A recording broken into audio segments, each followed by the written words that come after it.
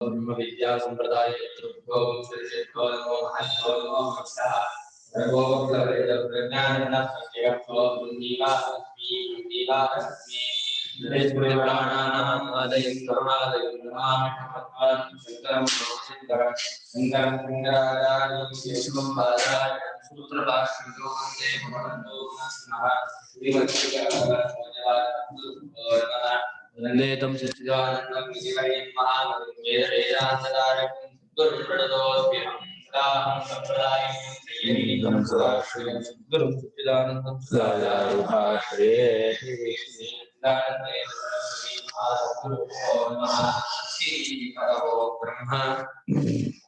ಸ್ವಯಂ ದೇಹ ಕ್ರಮ ಯಾವ್ದಮ್ಮ ಆಗ್ಬೇಕು ಸ್ವಯಂ ಅದನ್ನ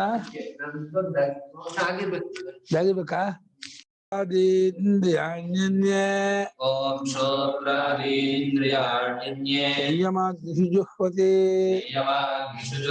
ಶಬ್ದಾದೀನ್ವಿಷಯಾನನ್ಯೇ ಇಂದ್ರಿಯಾಗ್ನಿಷುಜುಹ್ವತಿ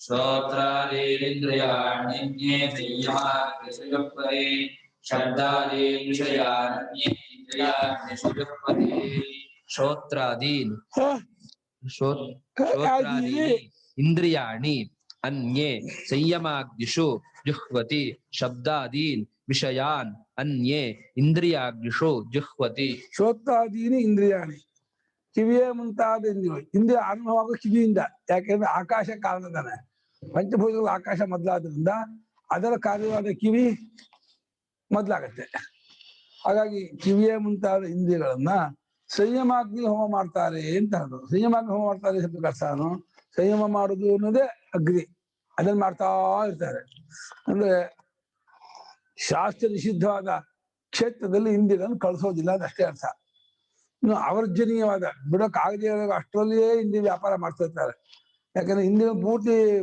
ಬಂದ್ ಮಾಡ್ಕೊಂಡು ವ್ಯವಹಾರ ಮಾಡೋಕ್ಕಾಗಲ್ಲ ಬದುಕಕ್ಕಾಗಲ್ಲ ಎಷ್ಟು ಮಟ್ಟಿಗೆ ಇಂದ್ರಿಯ ವ್ಯಾಪಾರ ಬೇಕೋ ಅಷ್ಟಕ್ಕೆ ಮಾತ್ರ ಉಳಿಸ್ಕೊಂಡು ಬಾಕಿ ಹೆಚ್ಚಾದ ಇಂದ್ರಿಯ ವ್ಯಾಪಾರನೆಲ್ಲ ಬಿಟ್ಟಿರ್ತಾರೆ ಅನ್ನೋದೇ ಸಂಯಮ ಅಂದ್ರೆ ಹತೋಟಿ ಇಡೋದು ಬಿಗಿ ಹಿಡಿಯೋದು ಜಗ್ಗಿ ಹಿಡಿಯೋದು ಅಂತೇನಿದೆ ಅದನ್ನ ಮಾಡೋದು ಅದನ್ನ ಅಗ್ನಿಯಿಂದ ರೂಪಕ ಮಾಡ್ತಾ ಇದ್ದಾರೆ ಹೇಗೆ ಅಗ್ನಿಯಲ್ಲಿ ಇಟ್ಟದ್ದು ಹೇಗೆ ಅದು ಒಂದಾಗ್ಬಿಡುತ್ತೋ ಅದು ಅಡಗಿಸಿಕೊಂಡ ಇಂದ್ರಿಯಗಳು ಇನ್ನು ವ್ಯಾಪಾರ ಮಾಡೋದಿಲ್ಲ ಅದನ್ನ ಸಂಯಮವನ್ನು ಅಗ್ನಿ ಅಂತ ಹೇಳ್ತಾ ಅದ್ರಲ್ಲಿ ಹೋಮ ಮಾಡ್ತಾರೆ ಅಂದ್ರೆ ಯಾವಾಗಲೂ ಇಂದ್ರಿಯ ನಿಗ್ರಹದಲ್ಲಿಯೇ ಇರ್ತಾರೆ ಇಂದ್ರಿಯ ಹಿಡ್ತಾ ಇರ್ತಾರೆ ಮೂರಾಟದ ಉತ್ತರಾರ್ಧಕ ಅರ್ಥ ಏನು ಅಂದ್ರೆ ಶಬ್ದಾದಿ ವಿಷಯ ಇದೆಯಲ್ಲ ಶಬ್ದ ಸ್ಪರ್ಶ ರೂಪ ರಸ ಗಂಧ ಇವುಗಳನ್ನು ಅನುಭವಿಸುವಾಗ ಇದು ಶ್ರೋತ್ರ ಅಗ್ನಿಗಳಲ್ಲಿ ಆಹುತಿ ಆಗ್ತಾ ಇದೆ ಅಂತ ಭಾವನೆ ಮಾಡ್ತಾ ಇರ್ತಾರೆ ಅಂತ ಶಬ್ದವನ್ನು ಸಂಗೀತ ಕೇಳಲಿ ಲೋಕದ ಶಬ್ದ ಕೇಳಲಿ ಯಾವುದೇ ವಿಷಾದ ಕೇಳಲಿ ಅದು ಕಿವಿಯನ್ನು ಅಗ್ನಿಗೆ ಶಬ್ದ ಅನ್ನುವಂತ ಆಹುತಿ ಬೀಳ್ತಾ ಇದೆ ರೂಪ ಅನ್ನುವಂತಹ ದ್ರವ್ಯ ಆಹುತಿ ದ್ರವ್ಯ ಕಣ್ಣು ಅನ್ನುವಂತಹ ಅಗ್ನಿ ಬೀಳ್ತಾ ಇದೆ ಹಾಗೆ ಸ್ಪರ್ಶ ಅನ್ನುವಂತಹ ಹೊಗಿನ ದ್ರವ್ಯ ತ್ವಗಿಂದ್ರಿಯದಲ್ಲಿ ಹೋಗಿ ಬೀಳ್ತಾ ಇದೆ ಅಂತ ಹೇಳಿ ಪಂಚ ಜ್ಞಾನೇಂದ್ರಿಯವನ್ನು ಅಗ್ನಿ ಭಾವನೆ ಮಾಡಿ ಅದರಿಂದ ಅನುಭವಿಸುವ ವಿಷಯಗಳನ್ನ ಆಹುತಿಯಿಂದ ಭಾವನೆ ಮಾಡ್ತಾ ಇರ್ತಾರೆ ಅಲ್ಲೂ ಕೂಡ ನಿಷಿದ್ಧವಾದ ಆಹುತಿಯನ್ನು ಹೇಗೆ ಹಾಕಬಾರ್ದು ಅಗ್ನಿಗೆ ಉಪ್ಪನ್ನು ಹಾಕೋದಿಲ್ಲ ಬೇರೆ ಈರುಳ್ಳಿ ಬೆಳ್ಳುಳ್ಳಿ ಚಾಳಿಗಳು ಅಗ್ನಿ ಹಾಕೋದಿಲ್ಲ ಅದೇ ರೀತಿ ನಾವು ಇಂದ್ರಿಯದಿಂದ ವಿಷಯ ಸೇವನೆ ಮಾಡುವಾಗ ಶಾಸ್ತ್ರ ಅನುಮತಿ ಕೊಟ್ಟ ವಿಷಯದಲ್ಲಿ ಮಾತ್ರ ಇರಬೇಕು ನಗ್ನಸ್ತಿ ಚಾಳಿಗಳು ನೋಡೋದು ಕೆಟ್ಟ ಶಬ್ದಗಳನ್ನು ಕೇಳೋದು ಕೆಟ್ಟ ವಾಸನೆ ರುಚಿಯನ್ನು ತಗೊಳ್ಳೋದು ಅದು ಮಾಡಬಾರ್ದು ಹಾಗಾಗಿ ಈ ಶಾಸ್ತ್ರ ಅನುಮತಿ ಕೊಟ್ಟ ವಿಷಯದಲ್ಲಿ ಇರೋದು ಅದನ್ನು ಕೂಡ ಕ್ಲುಪ್ತವಾಗಿ ಹಿತಮಿತವಾಗಿ ನಡ್ಕೊಳ್ಳೋದು ಅದನ್ನು ಅಗ್ನಿ ಭಾವನೆ ಮಾಡಿ ವಿಷಯಗಳನ್ನ ಅಂದ್ರೆ ಶಬ್ದಾದಿ ವಿಷಯಗಳನ್ನ ಶ್ರೋತ್ರಾದಿ ಇಂದ್ರಿಯಗಳು ಹೋಮ ಮಾಡ್ತಾರೆ ಅಂದ್ರೆ ಇದು ಒಂದೇ ಆಗಿದೆ ಈ ಶ್ರೋತೇಂದ್ರಿಯವೇ ಶಬ್ದ ರೂಪಕ್ಕೆ ತೋರ್ತಾ ಇದೆ ಶಬ್ದವೆಲ್ಲ ಶ್ರೋತೇಂದ್ರಿಗೆ ಬಂದು ಬೀಳ್ತಾ ಇದೆ ಶ್ರೋತೇಂದ್ರಿಯ ಅಗ್ನಿ ಆಗಿದೆ ಭಾವನೆ ಮಾಡ್ತಾ ಅದರಲ್ಲಿ ಎಲ್ಲ ಆಹುತಿ ರೂಪದಿಂದ ನೋಡ್ತಾ ಇರ್ತಾರೆ ಇದೊಂದು ಇದು ಯಜ್ಞಮಯವಾದ ಜೀವನ ಇದು ಇವನ ಜೀವನವೇ ಯಜ್ಞಮಯ ಪ್ರತಿಕ್ಷಣಕ್ಕೂ ಯಜ್ಞೋತ್ತರ ನಡೀತಾನೇ ಇರತ್ತೆ ಹಗಲಲ್ಲಿ ಶ್ರೋತ್ರಾದೀನಿ ಇಂದ್ರಿಯಾಣಿ ಅನ್ಯ ಯೋಗಿನಃ ಸಂಯಮಾಗ್ನಿಶೋ ಶ್ರೋತ್ರಾದೀನಿ ಇಂದ್ರಿಯಾಣಿ ಅನ್ಯೇ ಯೋಗಿನಃ ಸಂಯಮಾಗ್ನಿಷು ಪ್ರತೀಂದ್ರಿಯಂ ಸಂಯಮೋ ಭಿಜ್ಯತೆ ಇತಿ ಬಹುವಚನಂ ಸಂಯಮೋ ಭಿಜ್ಯತೆ ಇತಿ ಬಹುವಚನಂ ಕಿವಿಯ ಮುಂತಾದ ಇಂದ್ರಿಯಗಳನ್ನ ಕೆಲವು ಯೋಗಿಗಳು ಸಂಯಮಾಗ್ನಿಗಳಲ್ಲಿ ನಿಂತಿದೆ ಸಂಯಮಾಗ್ನಿಗಳಲ್ಲಿ ಬಹುಜನ ಯಾಕೆ ಸಂಯಮ ಒಂದೇ ತಾನೆ ಹತೋಟಿ ಇಡೋದು ಒಂದೇ. ಯಾಕೆ ಬಹುವಚನ ಹಾಕಿದ್ರಿಂದ ಪ್ರತಿಯೊಂದು ಇಂದ್ರಿಯಕ್ಕೂ ಸಂಯಮ ಮಾಡಬೇಕು ಅಂತ. ಆದ್ರಿಂದ ಪ್ರತಿಯೊಂದು ಇಂದ್ರಿಯವೂ ಅಗ್ನಿಯೇ, ಪ್ರತಿಯೊಂದು ಇಂದ್ರಿಯದ ಸಂಯಮವೂ ಅಗ್ನಿಯೇ. ಆಯಾಯ ಇಂದ್ರಿಯಗಳನ್ನು ಬಿಗಿ ಹಿಡಿಯೋದು, ಹತೋಟಿ ಇಟ್ಕೊಳ್ಳೋದು, ನನ್ನ ಸ್ವಾಧೀನದಲ್ಲಿ ಇಟ್ಕೊಳ್ಳೋದು ಅನ್ನೋದೇನಿದೆ, ಇದನ್ನೇ ಸಂಯಮ ಅಂತ ಈ ಅಗ್ನಿಯಲ್ಲಿ ಇರ್ತಾರೆ. ಅಂದ್ರೆ ತಮ್ಮ ವಶದಲ್ಲಿ ಇಂದ್ರಿಯಗಳನ್ನು ಇಟ್ಕೊಂಡಿರ್ತಾರೆ. ಯಾವ ಕಾರಣಕ್ಕೂ ಇಂದ್ರಿಯಗಳನ್ನು ಲೂಸ್ ಮಾಡೋದಿಲ್ಲ. ಇಂದ್ರಿಯ ವಿಷಯದಲ್ಲಿ ಒಂದು ಕಾಂಪ್ರಮೈಸ್ ಆಗಿ ಏನ್ ಮಾಡ್ಕೊಳ್ಳಿ ಅಂತ ಹಾಗೆ ಮಾಡೋದ. ಅವರ್ಜನೀಯವಾದ ಶಾಸ್ತ್ರ ವಿಹಿತವಾದ ಅಥವಾ ಶಾಸ್ತ್ರ ನಿಷಿದ್ಧವಲ್ಲದೆ ಇರೋದಾದ್ರೆ ಮಾತ್ರ ಕಳಿಸ್ತಾ ಇರ್ತಾರೆ. ಪ್ರತಿಯೊಂದಿನಲ್ಲೂ ಸಂಯಮ ಬೇರೆ ಬೇರೆ ಆಗಿರುತ್ತದೆ. ಆದ್ದರಿಂದ ಬಹುವಚನವನ್ನು ಕೊಟ್ಟಿದೆ. ಸಂಯಮ ಏವ ಅಗ್ನಯಃ ತೇಷು ಜುಹ್ವತಿ. ಸಂಯಮ ಏವ ಅಗ್ನಯಃ ತೇಷು ಜುಹ್ವತಿ. ಸಂಯಮ ಮಾಡುವುದು ಅನ್ನೋದೇ ಅಗ್ನಿ. ಈ ಸಂಯಮ ಎಂಬ ಅಗ್ನಿಯಲ್ಲಿ ಹೋಮ ಮಾಡುತ್ತಾರೆ, ಹಾಕುತ್ತಾರೆ. ಅಂದ್ರೆ ಯಾವಾಗಲೂ ಹತೋಟಿ ಇಟ್ಕೊಂಡವರಾಗಿ ಇರ್ತಾರೆ. ಯಾವ ಕಾರಣಕ್ಕೂ ಇಂದ್ರಿಯಗಳು ಎಲ್ಲಿ ಬಿಗಿ ತಪ್ಪಿ ಭೋಗದ ಕಡೆಗೆ ಹೋಗ್ಬಿಡುತ್ತೋ ಅನ್ನುವಂತಹ ಒಂದು ಆಲೋಚನೆಯಿಂದ ಭೋಗದವನ್ನ ಪೂರ್ತಿ ಬಿಟ್ಟವರಾಗಿ ಬದುಕು ಅನಿವಾರ್ಯವಾಗಿರೋದ್ರಿಂದ ಬದುಕಿಗೆ ಎಷ್ಟು ಬೇಕೋ ಅಷ್ಟು ವ್ಯಾಪಾರ ಮಾಡ್ತಾ ಇರ್ತಾರೆ ಇಂದ್ರಿಯದಿಂದ. ಶಬ್ದಾದೀನ್ ವಿಷಯಾನನ್ಯೇ ಇಂದ್ರಿಯಾಗ್ನಿಷು. ಶಬ್ದಾದೀನ್ ವಿಷಯ ಬಿಟ್ನಾ ಇಂದ್ರಿಯ ಸಂಯಮಮೇವ ಕುರ್ವಂತಿ ಇತ್ಯರ್ಥಃ. ಯಾವಾಗ ಇಂದ್ರಿಯಗಳನ್ನು ಹತೋಟಿ ಇಡ್ತಾ ಇರೋದು ಅನ್ನೋದನ್ನೇ ಮಾಡ್ತಾ ಇದ್ದಾರೆ. ಪ್ರಯೋಜನವಿದೆ ವಾಕ್ಕಾಯಾದಿಗಳ ಚೇಷ್ಟೆ ಮಾಡೋದಿಲ್ಲ. ಹಾಗೆ ರೂಪವನ್ನ ನೋಡುವಾಗಲೂ ಶಬ್ದವನ್ನು ಕೇಳುವಾಗಲೂ ಎಲ್ಲಾ ಜಾಗದಲ್ಲೂ ಕೂಡ ಆದಷ್ಟು ಮಟ್ಟಿಗೆ ಅವುಗಳನ್ನು ಮಾಡೋದೇ ಇಲ್ಲ, ಶಬ್ದ ಹೋಗೋದಿಲ್ಲ. ಇನ್ನು ಮಾಡಲೇಬೇಕಾದ ಜಾಗದಲ್ಲೂ ಶಾಸ್ತ್ರ ಅನುಮತಿ ಕೊಟ್ಟ ಜಾಗದಲ್ಲಿ ಮಾಡ್ತಿರ್ತಾರೆ.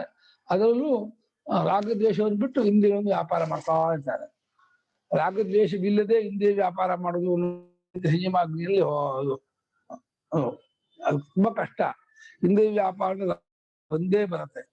ಅದನ್ನ ಹತೋಟಿಕೊಂಡು ಯಾವ ಇಂದ್ರಿಯ ವ್ಯಾಪಾರ ಮಾಡಿದಾಗ್ಲೂ ತನ್ನ ವಶದಲ್ಲಿ ಇಟ್ಕೊಂಡು ಇಂದ್ರಿಯವನ್ನ ಆಯಾ ವಿಷಯ ಕಳಿಸ್ತಾ ಇರ್ತಾರೆ. ಅದೇ ಇಂದ್ರಿಯ ಸಂಯಮ. ಅದನ್ನು ಮಾಡ್ತಿರ್ತಾರೆ ದರ್ಶ. ಶಬ್ದಾದಿ ವಿಷಯಾನನ್ಯೇ ಇಂದ್ರಿಯಾಗ್ನಿಷೋ. ಇಂದ್ರಿಯಾಣ್ಯೇವ ಅಗ್ನಯಃ ತೇಷು ಇಂದ್ರಿಯಾಗ್ನಿಷು ಜುಹ್ವತಿ.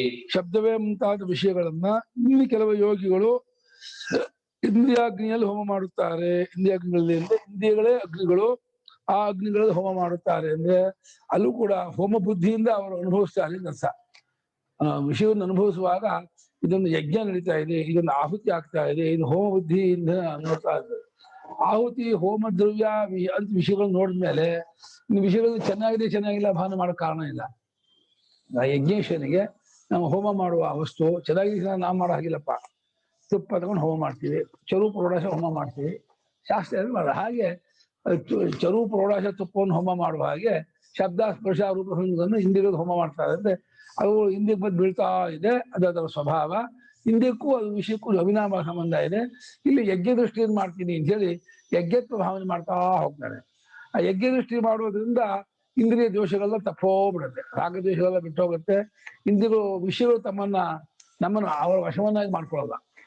ಇದಾದ್ರೆ ಈ ಜೀವನ ವಿಷಯಗಳು ತಮ್ಮ ವಶವನ್ನ ಮಾಡ್ಕೊಂಡ್ಬಿಡುತ್ತೆ. ಟಿವಿ ನೋಡಕ್ ಹೋಗು, ಸಿನಿಮಾ ನೋಡಕ್ ಹೋಗು, ಸರ್ಕಸ್ಗೆ ಹೋಗು, ಬೇರೆ ಸಂಗೀತಕ್ಕೆ ಹೋಗು ಹೇಳಿ ವಿಷಯಗಳು ಇವನನ್ನು ಹತೋಟಿ ಇಟ್ಕೊಂಡ್ಬಿಡುತ್ತೆ. ಹಾಗಿಲ್ಲದೆ ವಿಷಯಗಳನ್ನೇ ಇವನು ಹತೋಟಿ ಇಟ್ಕೋಬೇಕಾದ್ರೆ ವಿಷಯಗಳೆಲ್ಲವೂ ಕೂಡ ಆಹುತಿ ದ್ರವ್ಯ ಭಾವನೆ ಮಾಡಿ ಇಂದ್ರಿಯಾಗ್ನಿಗಳಲ್ಲಿ ಆಹುತಿ ಹಾಕ್ತಾ ಇದೆ, ಹೋಮ ಮಾಡ್ತಾ ಇದೆ ಅಂತ ಹೇಳ್ತಾರೆ. ಶ್ರೋತ್ರಾದಿ ಅವಿರುದ್ಧ ವಿಷಯ ಗ್ರಹಣ ಹೋಮಂ ಮನ್ಯಂತೆ. ಶ್ರೋತ್ರಾದಿ ಅವಿರುದ್ಧ ವಿಷಯ ಗ್ರಹಣ ಹೋಮಂ ಮನ್ಯಂತೆ. ಶಾಸ್ತ್ರಕ್ಕೆ ವಿರುದ್ಧವಲ್ಲದೆ ಇರುವ ವಿಷಯವನ್ನ ಶ್ರೋತ್ರಾದಿಗಳನ್ನು ಗ್ರಹಣೆ ಮಾಡೋದನ್ನೇ ಹೋಮ ಎಂಬುದಾಗಿ ತಿಳಿಯುತ್ತಾರೆ. ಅವಿರುದ್ಧ ಅಂದ್ರೆ ಶಾಸ್ತ್ರಕ್ಕೆ ವಿರುದ್ಧ. ನಾನು ಹೇಗಿದ್ದು ಹೋಮ ಅಂತ ಹೇಳ್ಬಿಟ್ಟು ಏನಾಯ್ತು ಅದನ್ನು ತಿಂದು ಅವಕ್ಷ ಭಕ್ಷಣ ಅಪೇಯಪಾಲ ಅಗಮ್ಯ ಗಮನ ಮಾಡ್ಕೊಂಡು ಹೋಮ ಭಾವನೆ ಮಾಡಬಾರ್ದ. ಹಾಗೆ ಮಾಡಬಾರ್ದು. ಹೋಮವನ್ನು ಹೇಗೆ ಉಪ್ಪಿನ ವಸ್ತುವನ್ನ ಆಹುತಿ ಕೊಡಲ್ವೋ, ಈರುಳ್ಳಿ ಬೆಳ್ಳುಳ್ಳಿನ ಹೇಗೆ ಆಹುತಿ ಕೊಡಲ್ವೋ, ಅದೇ ರೀತಿ ಇಂದ್ರಿಯಾಗ್ನಿಗೆ ಹೋಮ ಮಾಡುವಾಗ ನಾವು ಶಾಸ್ತ್ರಕ್ಕೆ ಸಮ್ಮತವಾದ ವಿಷಯಗಳನ್ನೇ ಇಂದ್ರಿಯಾಗ್ನಿಗಳಲ್ಲಿ ಹಾಕಬೇಕು. ಅಲ್ಲೂ ಕೂಡ ಹಾಕುವಾಗ ಯಜ್ಞ ಭಾವನೆ ಮಾಡ್ಕೊಂಡಿದ್ದು ರಾಗದ್ವೇಷವಿಲ್ಲದೇನೆಯೇ ಆ ಯಜ್ಞಮಯವಾದ ಜೀವನ ನಡೆಸ್ಕೊಂಡು ಹೋಗ್ತಾ ಇರ್ಬೇಕು. ಇದನ್ನು 6 ತಿಂಗಳು ವರ್ಷ ಅಭ್ಯಾಸ ಮಾಡ್ಬಿಟ್ರೆ ಇಂದ್ರಿಯಗಳೆಲ್ಲ ಪಳಗ್ಬಿಡುತ್ತೆ. ಕುದುರೆ ಹೇಗೆ ಪಳಗಿದ್ರೆ ನಮ್ಮ ಮಾತಿನಂತೆ ಕುದುರೆ ನಡೆಯುತ್ತೋ ಹಾಗೆ ಇಂದ್ರಿಯ ಅನ್ನುವಂತ ಕುದುರೆ ಪಳಗ್ ಬಿಟ್ರೆ ಅವುಗಳು ಇನ್ನು ಸಿಕ್ಕಾಪಟ್ಟೆ ಉನ್ಮಾರ್ಗದಲ್ಲಿ ಹೋಗೋದನ್ನ ನಿಲ್ಲಿಸ್ಬಿಡತ್ತೆ. ಸಿಕ್ಕಾಪಟ್ಟೆ ಹೋಗೋದಿಲ್ಲ, ಉನ್ಮಾರ್ಗದಲ್ಲಿ ಹೋಗೋದಿಲ್ಲ. ಇಂದ್ರಿಯ ಪಳಗ್ ಬಿಡ್ತು ಅಂದ್ರೆ ಮನಸ್ಸು ಚೆನ್ನಾಗಿ ಹಣ್ಣಾಗ್ಬಿಡುತ್ತೆ. ಮನಸ್ಸು ಹಣ್ಣಾಗಿದ್ರೆ ಬುದ್ಧಿ ಶೂಪ್ ಆಗುತ್ತೆ, ಬುದ್ಧಿಗೆ ಏಕಾಗ್ರತೆ ಬರುತ್ತೆ. ಆಮೇಲೆ ತತ್ವ ವಿಚಾರ ಹೇಳಿದ ಕೂಡಲೇ ಕೇಳ್ತಾ ಇರೋದೇ ಗೊತ್ತಾಗ್ಬಿಡತ್ತೆ, ಎಂಥವ್ ನಾನಾಗಿದ್ದೀನಿ ಅಂತ. ಆ ತತ್ವ ವಿಚಾರ ಕೇಳುತ್ತಲೇ ಆ ಶ್ರವಣ ಸಮಕಾಲದಲ್ಲಿಯೇ ಅನುಭವದಲ್ಲಿ ನಿಂತ್ಕೊಂಡ್ಬಿಡ್ತಾನೆ ಉತ್ತಮಾಧಿಕಾರಿ. ಅದನ್ನು ಸರ್ವಾಣಿ ಇಂದ್ರಿಯ ಕರ್ಮಾಣಿ ಪ್ರಾಣ ಕರ್ಮಾಣಿ ಚಾಪರೇ ಆತ್ಮ ಸಂಯಮ ಯೋಗಾಗ್ನೋ ಜುಹ್ವತಿ ಜ್ಞಾನ ದೀಪಿತೆ. ಸರ್ವಾಣಿ ಇಂದ್ರಿಯ ಕರ್ಮಾಣಿ ಪ್ರಾಣ ಕರ್ಮಾಣಿ ಚಾಪರೇ ಆತ್ಮ ಸಂಯಮ ಯೋಗಾಗ್ನೋ ಜುಹ್ವತಿ ಜ್ಞಾನ ದೀಪಿತೆ. ಸರ್ವಾಣಿ ಇಂದ್ರಿಯಾಣಿ ಇಂದ್ರಿಯ ಕರ್ಮಾಣಿ ಪ್ರಾಣ ಕರ್ಮಾಣಿ ಚ ಅಪರೆ ಆತ್ಮ ಸಂಯಮ ಯೋಗಾಗ್ನೌ ಜುಹ್ವತಿ ಜ್ಞಾನ ದೀಪಿತೆ. ಆತ್ಮ ಸಂಯಮ ಅಂದ್ರೆ ವಿವೇಕದಿಂದ ಸಂಯಮವಾದಂತಹ ಅಗ್ನಿಯಲ್ಲಿ ವಿವೇಕವಾದ ಬುದ್ಧಿಯಲ್ಲಿ ಮಾಡಿದ್ದಾರೆ. ಮತ್ತು ಎಲ್ಲಾ ಇಂದ್ರಿಯ ಕರ್ಮಗಳನ್ನು ಇಲ್ಲಿ ಎಲ್ಲಾ ಇಂದ್ರಿಯ ಕರ್ಮ ಅಂತ ಹೇಳಿದ್ರಿಂದ ಕರ್ಮೇಂದ್ರಿಯ ಜ್ಞಾನೇಂದ್ರಿಯ ಎರಡನ್ನೂ ತಗೋಬೇಕು. ಇದು ಈ ಯಜ್ಞ ಮಾಡುವುದು ಇನ್ನು ಕೆಲವು ಯೋಗಿಗಳು, ಹಿಂದೆ 2 ಯೋಗಿ ಹೇಳ್ತಲ್ಲ, ಇನ್ನೊಬ್ಬ ಯೋಗಿಗಳು ಎಲ್ಲಾ ಇಂದ್ರಿಯ ಕರ್ಮಗಳನ್ನ ಅಂದ್ರೆ ಜ್ಞಾನೇಂದ್ರಿಯ ಕರ್ಮೇಂದ್ರಿಯ ಅವುಗಳ ವ್ಯಾಪಾರ ಎಲ್ಲವನ್ನು ಮತ್ತು ಪ್ರಾಣಾಪಾನಾದಿಗಳು, ಕರ್ಮೇಂದ್ರಿಯ ವ್ಯಾಪಾರ, ಜ್ಞಾನೇಂದ್ರಿಯ ವ್ಯಾಪಾರ, ಪ್ರಾಣಾಪಾನಾದಿಗಳು ಇಷ್ಟನ್ನು ಕೂಡ ಆತ್ಮ ಸಂಯಮ ಅಂತ. ಆತ್ಮ ಸಂಯಮ ಅಂದ್ರೆ ವಿವೇಕ ರೂಪವಾದ ಬುದ್ಧಿಯಿಂದ ಉರಿತಿರುವ ಬುದ್ಧಿಯಲ್ಲಿ ಹೋಮ ಮಾಡ್ತಾರೆ.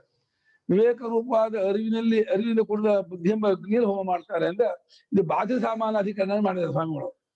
ಇದು ಆತ್ಮನೇ ಹೀಗೆ ತೋರ್ತಾ ಇರೋದು, ಬಾಧೆ ಮಾಡ್ಕೊಳ್ಳೋದು, ಬಾಧ ಸಮಾಧಿ, ಬಾಧಪೂರ್ವಕ ಸಮಾಧಿ ಅಂತ ಮಾಡಿದ್ದಾರೆ.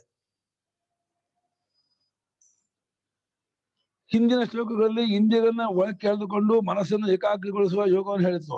ಇಲ್ಲಿ ಜ್ಞಾನದಿಂದ ಇಂದ್ರಿಯ ಪ್ರಾಣಿಗಳನ್ನು ಆತ್ಮರೂಪವಾಗಿ ಕಂಡುಕೊಂಡು ಅವುಗಳನ್ನು ಗೆಲ್ಲುವ ಕ್ರಮವನ್ನು ಹೇಳಿದೆ ಅಂತ ಟಿಪ್ಪಣಿ ಕೊಟ್ಟಿದ್ದಾರೆ. ಜ್ಞಾನದಿಂದ ಇಂದ್ರಿಯ ಪ್ರಾಣಿಗಳನ್ನು ಆತ್ಮರೂಪವಾಗಿ ಕಂಡುಕೊಳ್ಳೋದು, ಅದ್ವೈತಾತ್ಮಿಕ ಜ್ಞಾನದಿಂದ ಎಲ್ಲವೂ ಆತ್ಮನೇ ಹೀಗೆ ತೋರ್ತಾ ಇರೋದು. ಕರ್ಮೇಂದ್ರಿಯವಾಗಿ, ಜ್ಞಾನೇಂದ್ರಿಯವಾಗಿ, ಪ್ರಾಣಾಪಾನಾದಿಯಾಗಿ ಪ್ರಪಂಚ ಎಲ್ಲವಾಗಿಯೂ ಆತ್ಮನೇ ಹೀಗೆ ತೋರ್ತಾ ಇದ್ದಾರೆ ಅಂತ ಕಂಡ್ಕೊಳ್ಳೋದೆ ಆತ್ಮ ಸಂಯಮ ಯೋಗಾಗ್ನಿ ಅಂತ ಅರ್ಥ ಮಾಡಿದ್ದಾರೆ. ಅಲ್ಲಿ ಅದು ಜ್ಞಾನ ದೀಪಿತೆ ಯೋಗಾಗ್ನಿ, ಜ್ಞಾನವೆಂಬ ದೀಪದಿಂದ ಉರಿಯುತ್ತಿರುವ ವಿವೇಕ ರೂಪವಾದ ಅಗ್ನಿಯಲ್ಲಿ. ಅನುಪಮ ಅವ್ರ ಮಾಡ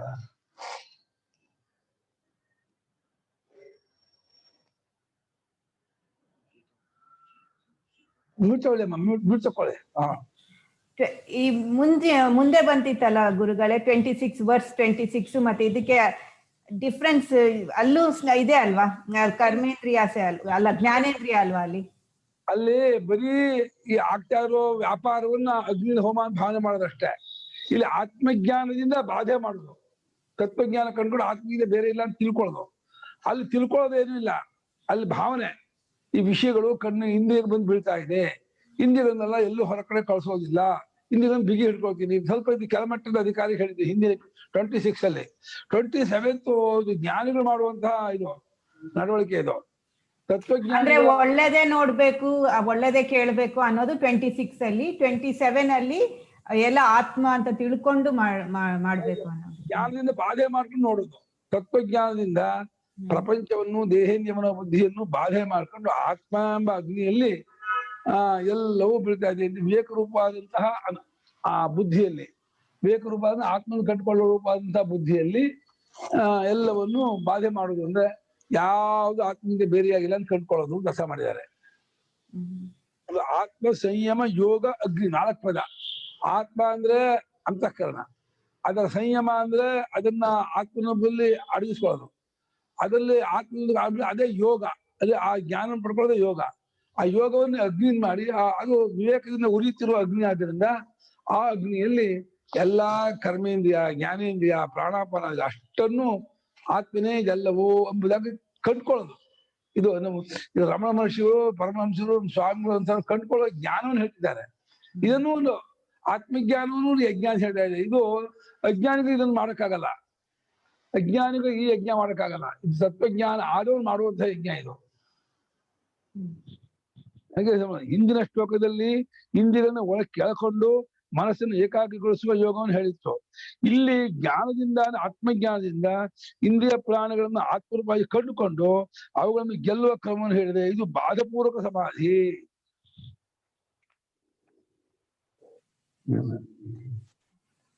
ಹೇಳಿ. ಜ್ಞಾನ ಆದ್ಮೇಲೆ ಗೆಲ್ಲೋದೇನಿದೆ? ಅದಲ್ಲ, ಅದಕ್ಕೆ ಬೇರೆ ಅಲ್ಲ ಅಂತ ಅನ್ನೋದನ್ನೇ ಗೆಲ್ಲೋದು ಅಂತಿದ್ದಾರೆ. ಗೆಲ್ಲೋದು ಮತ್ತೆ ವಿಶೇಷ ಪ್ರಯತ್ನ ಇಲ್ಲ. ಆತ್ಮಜ್ಞಾನದಿಂದ ಎಲ್ಲವೂ ಅದಕ್ಕಿಂತ ಬೇರೆ ಎಲ್ಲ ಕಂಡ್ಕೊಳ್ಳೋದನ್ನೇ ಗೆಲ್ಲೋದು ಅಂತ ಉಪಚಾರ ಕೇಳ್ತಿರೋದು. ಮತ್ತೆ ಗೆಲ್ಲೋದು ಒಂದು ಹೊಸ ವ್ಯಾಪಾರ ಇಲ್ಲ, ಪ್ರಯತ್ನ ಇಲ್ಲ. ಅಲ್ಲ, ಬಾಧಪೂರ್ವಕ ಸಮಾಧಿ ಅಂತ ಇದ್ದಾರೆ. ಅಲ್ಲ, ಬಾಧೆ ಮಾಡ್ಕೊಂಡ್ಬಿಟ್ರೆ ಅದು ಜ್ಞಾನ ಅಲ್ವಾ ಅದು?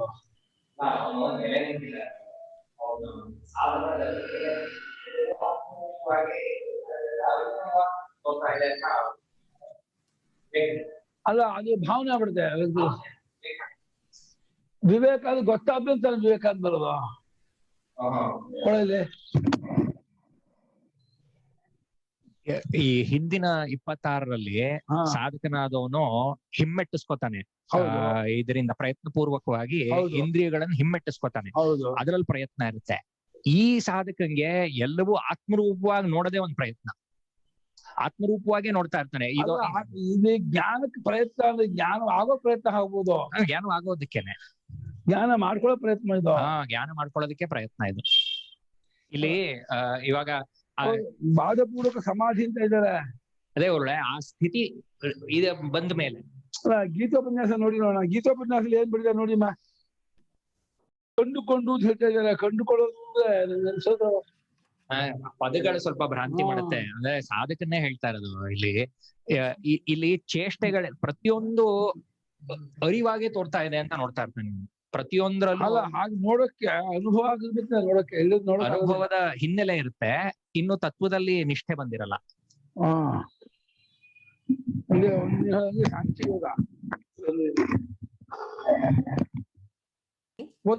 ಅಜ್ಞರು ಕರ್ಮವನ್ನು ಬಿಡುವುದಕ್ಕೂ ಜ್ಞಾನಿಗಳು ಕರ್ಮವನ್ನು ಬಿಡುವುದಕ್ಕೂ ಬಹಳ ತಾರತಮ್ಯವಿದೆ. ಅಜ್ಞರಾದವರು ತಾವು ಕರ್ತೃಗಳು, ತಮಗೆ ಕರ್ಮಗಳುಂಟು ಎಂದು ತಿಳಿದುಕೊಂಡಿರುವಾಗಲೇ ಕರ್ಮವನ್ನು ಬಿಡುವುದಕ್ಕೆ ಪ್ರಯತ್ನಿಸುತ್ತಾರೆ. ಆದ್ದರಿಂದ ಅವರು ಅವರ ಕರ್ಮ ಸನ್ಯಾಸವೂ ಕೂಡ ಒಂದು ಬಗೆಯ ಕರ್ಮವೇ ಆಗಿರುತ್ತದೆ.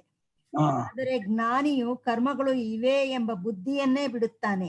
ಇದೇ ನಿಜವಾದ ಸರ್ವಕರ್ಮ ಸನ್ಯಾಸವು. 26ನೇ ಶ್ಲೋಕಕ್ಕೆ 4ನೇ ಅಧ್ಯಾಯ 27 ಶ್ಲೋಕ 26ರಿಂದ 31 ಒಟ್ಟಿಗೆ ಕೊಟ್ಬಿಟ್ಟಿದ್ದಾರೆ ಗುರುಗಳೇ. ಮುಂದಕ್ಕಿದೆ 27 ನೋಡಿ. ಜ್ಞಾನಿಯು ಕರ್ಮವನ್ನು ಸನ್ಯಾಸ ಮಾಡುತ್ತಾನೆ ಎಂದದ್ದರಿಂದ ಅವನಿಗೆ ಕರ್ಮ ಸಂಸ್ಕಾರವಿಲ್ಲದೆ ಹೋಗಿ ವ್ರಾತ್ಯನಾಗುತ್ತಾನೆಂದು ಭಾವಿಸಬಾರದು. ವ್ರಾತ್ಯ ಎಂಬ ಶಬ್ದಕ್ಕೆ ಈಗ ಕೆಟ್ಟ ಎಂಬ ಅರ್ಥವು ಬಂದಿರುತ್ತದೆ. ಯಾವನು ಶಾಸ್ತ್ರೋಕ್ತ ಕರ್ಮಗಳನ್ನು ಮಾಡದೆ ಚಿತ್ತ ಸಂಸ್ಕಾರವನ್ನು ಹೊಂದಿರುವುದಿಲ್ಲವೋ ಅವನನ್ನು ದುರಾಚಾರಿಯು, ಕೊಳಕನು ಎಂದು ಸೂಚಿಸುವುದಕ್ಕಾಗಿ ವೈದಿಕರು ವ್ರಾತ್ಯ ಎಂಬ ಹೆಸರಿನಿಂದ ಅನಾದರದಿಂದ ಕರೆಯುವುದುಂಟು. ಹೆಚ್ಚಿನ ಸಾಧನವಿಲ್ಲ. ಅವರ ದೃಷ್ಟಿಯಿಂದ ಜ್ಞಾನದ ಹೆಚ್ಚುಗಾರಿಕೆಯನ್ನು ತಿಳಿಸುವುದಕ್ಕಾಗಿ ಅದನ್ನು ಯಜ್ಞ ಎಂದು ಹೊಗಳಿರುತ್ತದೆ. ಗೃಹಸ್ಥಾಶ್ರಮದಲ್ಲಿರುವ ಜ್ಞಾನಿಯ ಕರ್ಮವನ್ನು ಯಜ್ಞವೆಂದು ಹೊಗಳಿರುವುದು ಜ್ಞಾನದ ಸ್ತುತಿಯೇ. ಜ್ಞಾನವು ಎಲ್ಲಾ ಯಜ್ಞಗಳಿಗಿಂತಲೂ ಮಿಗಿಲಾದದ್ದು ಎಂದು ಹೊಗಳುವುದಕ್ಕೆ ಈ ಪ್ರಕರಣವು ಬಂದಿರುವುದರಿಂದ ಬೇರೆ ಬೇರೆ ಯಜ್ಞಗಳನ್ನು ಭಗವಂತನು ಇಲ್ಲಿ ವಿವರಿಸಿರುತ್ತಾನೆ. ಇವುಗಳಲ್ಲಿ ನಾವು ಯಜ್ಞವೆಂದು ರೂಢಿಯಾಗಿ ಕರೆಯದ ಕೆಲವು ಯಜ್ಞಗಳು ಸೇರಿಕೊಂಡಿರುತ್ತವೆ ಎಂಬುದನ್ನು ಲಕ್ಷ್ಯದಲ್ಲಿಡಬೇಕು. ಅಂಥದ್ರಲ್ಲಿ ಪ್ರಕೃತವಾಗಿ ಬ್ರಹ್ಮಜ್ಞಾನವು ಒಂದು, ಅದೇ ಮುಖ್ಯವು ಎಂದು ತಿಳಿಸಿಕೊಡುವುದಕ್ಕಾಗಿ ಬ್ರಹ್ಮಜ್ಞಾವಪರೇ ಯಜ್ಞಂ ಯಜ್ಞೇ ನೈವೋಪಜುಹ್ವತಿ ಎಂಬ ಶ್ಲೋಕಾರ್ಧವು ಬಂದಿರುತ್ತದೆ. ಸೋಪಾಧಿಕನ ಬಿಟ್ಬಿಡ್ಲ ಒಂದ್ ಸ್ವಲ್ಪ.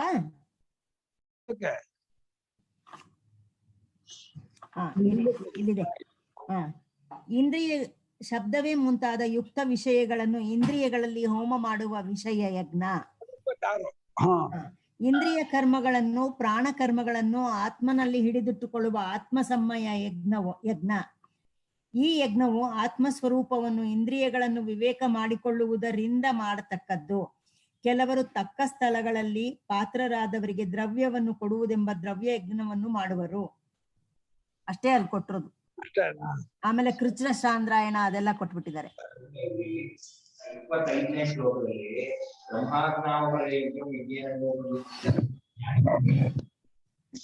ಇನ್ನು ಬೇರೆ ಬರ್ತಾ ಇರೋದೆಲ್ಲ ಬೇರೆ ಅಪರ ಯಜ್ಞಗಳೇ. ಆತ್ಮದಿಂದ ಆತ್ಮಜ್ಞಾನವನ್ನ ಒಂದು ರೀತಿ ಶಾಸ್ತ್ರದಿಂದ ಕಂಡುಕೊಂಡವನಾಗಿ ಅದೇ ರೀತಿ ಎಲ್ಲದಲ್ಲೂ ನೋಡೋ ಪ್ರಯತ್ನ ಮಾಡ್ತಾ ಇರೋನು ದರ್ಶ ಮಾಡ್ಬೇಕು ಅಂತ ಆತ್ಮದಿಂದ ಭಾಷ್ಯ ನೋಡೋಣ. ಕಿಂಚ ಸರ್ವಾಣಿ ಇಂದ್ರಿಯ ಕರ್ಮಾಣಿ ಇಂದ್ರಿಯಾಣಾಂ ಕರ್ಮಾಣಿ ಇಂದ್ರಿಯ ಕರ್ಮಾಣಿ ತಥಾ ಪ್ರಾಣ ಕರ್ಮಾಣಿ ಪ್ರಾಣೋ ವಾಯು ಆಧ್ಯಾತ್ಮಿಕ ತತ್ಕರ್ಮಾಣಿ ಆಕುಂಚನ ಪ್ರಸಾರಣಾದೀನಿ. ಎಲ್ಲಾ ಇಂದ್ರಿಯ ಕರ್ಮಗಳನ್ನು ಅಂದ್ರೆ ಇಂದ್ರಿಯಗಳ ಕರ್ಮಗಳನ್ನು ಇಂದ್ರಿಯ ಕರ್ಮೇಂದ್ರಿಯ ಜ್ಞಾನೇಂದ್ರಿಯ ಅವುಗಳನ್ನು ತಗೊಂಡು ಎಲ್ಲಾ ಇಂದ್ರಿಯ ಕರ್ಮಗಳನ್ನು ಹಾಗೆ ಪ್ರಾಣಕರ್ಮಗಳು ಉಸಿರಾಟ ಮುಂತಾದ ಪ್ರಾಣಕರ್ಮಗಳು.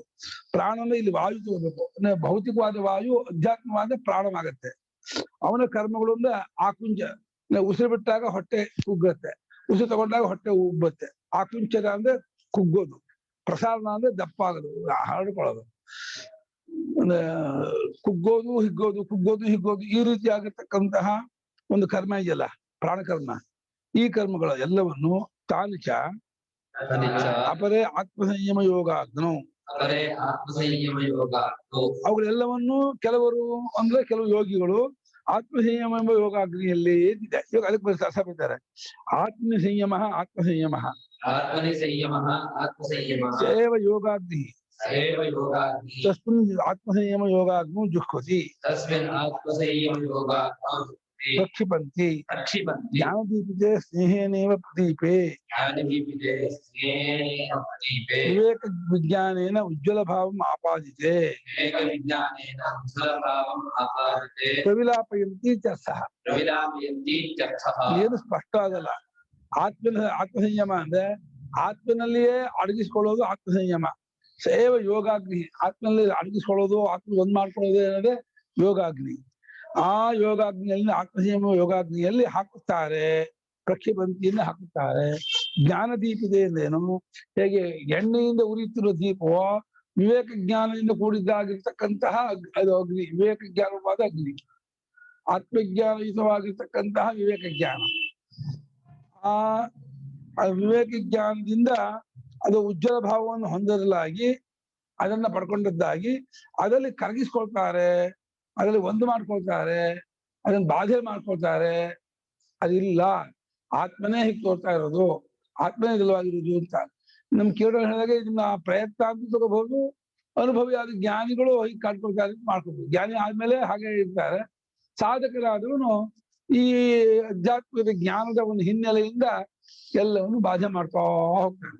ಆತ್ಮನೇ ಹೀಗೆ ತೋರ್ತಾ ಇದ್ದಾನೆ, ಆತ್ಮನೇ ಪ್ರಪಂಚವಾಗಿಯೋ ದೇಹೇಂದ್ರಿಯ ಮನೋಬುದ್ಧಿಯಾಗಿಯೋ ಮತ್ತು ಕರ್ಮೇಂದ್ರಿಯ ಜ್ಞಾನೇಂದ್ರಿಯವಾಗಿಯೋ ಎಲ್ಲವಾಗಿಯೂ ಆತ್ಮನೇ ತೋರ್ತಾ ಇದ್ದಾನೆ ಅಂತ ಮತ್ತೆ ಮತ್ತೆ ಮತ್ತೆ ಆತ್ಮನನ್ನ ಶಾಸ್ತ್ರದಿಂದಲೂ ಆಚಾರದಿಂದಲೂ ತಿಳ್ಕೊಂಡು ಅದನ್ನೇ ಎಲ್ಲಾ ಕಡೆಗೂ ಕಾಣಲು ಪ್ರಯತ್ನ ಮಾಡ್ತಿರುವಂತಹ ಒಂದು ಅಭ್ಯಾಸ.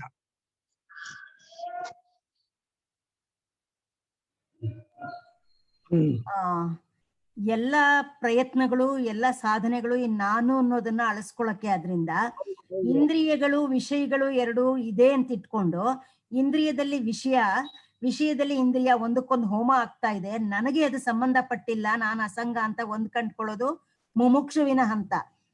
ಮುಂದಿನ 27ನೇ ಶ್ಲೋಕದಲ್ಲಿ ವಿಷಯಗಳೂ ಇಲ್ಲ ಇಂದ್ರಿಯಗಳೂ ಇಲ್ಲ, ಎಲ್ಲ ಆತ್ಮರೂಪವೇ, ಆತ್ಮನಲ್ಲೇ ಇದೆಲ್ಲ ತೋರ್ತಾ ಇದೆ ಅಂತ ಹೇಳಿ ವಿಷಯಗಳನ್ನ ಇಂದ್ರಿಯಗಳನ್ನ ಮತ್ತೆ ನಾನುವನ್ನು ಅದರಲ್ಲಿ ಕರಗಿಸ್ಬಿಡೋದು, ಹೋಮ ಮಾಡೋದು. ಇದು 2ನೇ ಹಂತ. ಇದು ಪ್ರಯತ್ನ ರೂಪವಾದ್ರೆ ಅನುಭವ ರೂಪ ಆದ್ರೆ ಜ್ಞಾನಿದು ಅಂತಾಗುತ್ತೆ. ಪ್ರಯತ್ನ ರೂಪ ಇಟ್ಕೊಳ್ಳೋದು ಆಸೆ ಅಂತ ನಮ್ ಕಿರಣ. ಇದು ಪ್ರಯತ್ನ ರೂಪವಾಗಿ ಆತ್ಮರೂಪದಿಂದ ಎಲ್ಲವನ್ನು ನೋಡೋ ಪ್ರಯತ್ನ ಮಾಡ್ತಾ ಪ್ರಯತ್ನವೇ. ಮೊದಲನೇ ಪ್ರಯತ್ನದಲ್ಲಿ ವಿಷಯಕ್ಕೆ ಇಂದ್ರಿಯಕ್ಕೆ ಅಸ್ತಿತ್ವ ಕೊಡ್ತಾ ಇದೀವಿ, ಅದೆರಡು ಹೋಮ ಆಗ್ತಾ ಇದೆ, ನನಗ್ ಸಂಬಂಧಪಟ್ಟಿಲ್ಲ ಅಷ್ಟೇ ಮಾಡ್ಕೋತೀವಿ, ಅಲ್ಲಿ ಸಂಶಯವೇ ಇಲ್ಲ. ಅಲ್ಲಿ ಸಂಶಯವೇ ಇಲ್ಲ. ಎರಡನೇದ್ರಲ್ಲಿ ನನಗ್ ಸಂಬಂಧ ಪ್ರಶ್ನೆನೇ ಇಲ್ಲ, ವಿಷಯವೂ ಇಲ್ಲ ಇಂದ್ರಿಯವೂ ಇಲ್ಲ, ಎಲ್ಲ ಆತ್ಮವೇ ಅನ್ನೋ ಪ್ರಯತ್ನದಲ್ಲಿ ಭಾವನಾತ್ಮಕವಾಗಿ ಪ್ರಯತ್ನ ಮಾಡ್ತಾ ಇಲ್ಲಿ ಭಾವಪೂರ್ವಕ ಸಮಾಧಿ ಅಂತ ಹೇಳಿರೋದ್ರಿಂದ ಭಾವನೆ ಮಾಡ್ಕೊಂಡು ಆ ರೀತಿ ಮನಸ್ಥಿತಿಯನ್ನ ನಿಲ್ಲಿಸ್ಕೊಳ್ಳೋದು ಭಾವನಾ ಸಮಾಧಿ ಇದು. ಅಲ್ಲ, ಭಾವನೆ ಬಾಧಪೂರ್ವಕ ಸಮಾಧಿ. ಬಾಧಪೂರ್ವಕ ಸಮಾಧಿ ಅದೇ ಇಂದ್ರಿಯಗಳನ್ನು ಬಾಧೆ ಮಾಡಿ ವಿಷಯಗಳನ್ನು ಬಾಧೆ ಮಾಡಿ ಸಮಾಧಿ ಸ್ಥಿತಿಯಲ್ಲಿ ಇರೋದು. ಆದ್ರೆ ಅದೆಲ್ಲ ಜ್ಞಾನ ಅಲ್ಲ, ಜ್ಞಾನಕ್ಕೆ ಮಾಡ್ತೀವಿ ಅಲ್ಲವಾ. ಬಾಧೆ ಮಾಡ್ಬೇಕಾದ್ರೆ ಅನುಭವದ ಬೇಸಿಗೆ ಬಾಧೆ ಮಾಡಕ್ ಆಗೋದೇ ಇಲ್ಲ. ಏನಿದ್ದು ಬರೀ ಬುದ್ಧಿಯಿಂದ ಇಲ್ಲ ಇಲ್ಲ ಇಲ್ಲ ಇಲ್ಲ ಅನ್ಕೊಂಡು ಮಾತ್ರ ಬಾಧೆ ಆಗ್ಬಿಡಲ್ಲ ಅದು. ಬಾಧೆ ಅಂತ ಆಗ್ಬೇಕಾದ್ರೆ ಯಾವ್ದೋ ಒಂದು ಅನುಭವದ ಬೇಸಿಕ್ ಅಲ್ಲೇ ನಿಂತ್ಕೊಂಡು ಬಾಧೆ ಮಾಡ್ಕೋಬೇಕು. ಹಗ್ಗನ ಬಾಧೆ ಮಾಡ್ಬೇಕು, ಹಗ್ಗನ್ ಕಂಡ್ಕೊಂಡ್ರೆ ಹಾವನ್ ಬಾಧೆ ಮಾಡ್ಕೋಬೇಕು. ಹಾಗಲ್ಲ, ಆಪ್ತ ವಚನ ಅಂತ ಹೇಳ್ತಿರಲ್ಲ, ಹಂಗೆ ಗುರುಗಳ ವಚನ, ಶಾಸ್ತ್ರದ ವಚನ ಕೇಳಿ ಅದನ್ನ ಶ್ರದ್ಧೆಯಿಂದ ನಂಬ್ಕೊಂಡು ಇದನ್ನ ಬಾಧೆ ಮಾಡ್ಕೊಂಡ್ರೆ ಮುಂದೆ ತಾನೇ ಜ್ಞಾನ ಆದಾಗ ಆಗುತ್ತಲ್ವಾ. ಕಾಣ್ತಾ ಇದ್ದು ಹಾವಿಲ್ಲ ಹಾವಿಲ್ಲ ಬಾಧೆ ಮಾಡ್ಕೊತಾ ಇರ್ಬೇಕು. ಹಗ್ಗ ಕಂಡಿಲ್ಲ ಅವನು, ಹಗ್ಗ ಕಂಡಿಲ್ಲ ಆದ್ರೆ ಹೇಳಿದ್ದಾರೆ ನೋಡ್ದವ್ರು, ಅಯ್ಯೋ ಅದ್ ಹಗ್ಗ ಅಲ್ಲ ಹಾವು, ಸರಿಯಾಗಿ ನೋಡು ಅಂತ ಹೇಳಿದ್ದಾರೆ. ಆ ಸರಿಯಾಗಿ ನೋಡೋ ಪ್ರಯತ್ನ ಹಂಗ ಮಾಡ್ಬೋದು, ಆಗಿಟ್ಕೋಬಹುದು. ಒಟ್ಟು ಭಾಷಿಕಾರರು ಕೂಡ ಅಲ್ಲಿ ಏನಿದೆ ಆ ತಕ್ಕಾಗಿ ಬರೆದ್ಬಿಟ್ರೆ ಹೊರತು ಒಂದ್ ಎರಡು ವಾಕ್ಯವನ್ನು ಸೇರಿಸ್ಲಿಲ್ಲ. ಏನಿದು, ಇದರ ಸ್ವರೂಪ ಏನು, ಇದು ಹೇಗ್ ಮಾಡೋದು ಅಂತ ಏನು ಹೇಳಕ್ ಹೋಗ್ಲಿಲ್ಲ. ಸಿಕ್ಕಾಕೊಂಡ್ಬಿಡ್ತು. ಏನ್ ಗೊತ್ತಾಯ್ತು ಅವ್ರಿಗೂ, ಈ ರಗಳೆ ಇದು ಹೇಗೆ ಏನು ಬರ್ಲಿಲ್ಲ.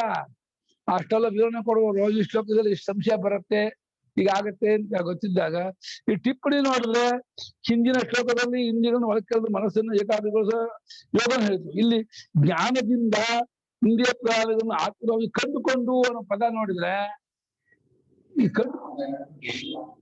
ಅವುಗಳನ್ನು ಗೆಲ್ಲೋ ಕ್ರಮವನ್ನು ಹೇಳಿದೆ. ಕಂಡ್ಕೊಂಡ್ಮೇಲೆ ಗೆಲ್ಲುತ್ತಾನೆ, ಕಂಡ್ಕೊಂಡ್ಮೇಲೆ ಗೆದ್ದ ಬಿಡ್ತಾನೆ, ಬಾಧ ಆಗಬಿಡುತ್ತೆ, ಬಾಧಕೂ ಸಮಾಜ ಆಗುತ್ತೆ. ಆಗ್ಲಿ ಏನ್ ತತ್ವಜ್ಞಾನ ಪ್ರಯತ್ನ ಪಡ್ತಿದ್ದಾನೆ ಎಂದು ತತ್ವಜ್ಞಾನ ಎಂದು ಅವರವರ ಅನುಭವದಲ್ಲಿ ವ್ಯತ್ಯಾಸವೇ ಹೊರತು ಹೊರಗಡೆಯಿಂದ ನೋಡೋ ವ್ಯತ್ಯಾಸ ಗೊತ್ತಾಗಲ್ಲ. ಅವ್ರಿಗೆ ನಂಗೆ ಗೊತ್ತಾಗಿದ್ ನೋಡ್ತಾ ಇರೋ ಕ್ರಮ ಬೇರೆ, ಗೊತ್ತು ಮೋಸ ಮಾಡ್ತಾ ಇರೋ ಕ್ರಮ ಬೇರೆ.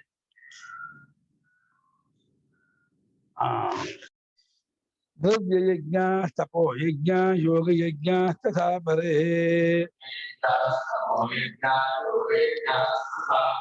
ಸ್ವಾಧ್ಯಾಯ ಜ್ಞಾನ ಯಜ್ಞಾಶ್ಚ ಯತಯಃ ಸಂಶಿತೋ ರತಾಃ.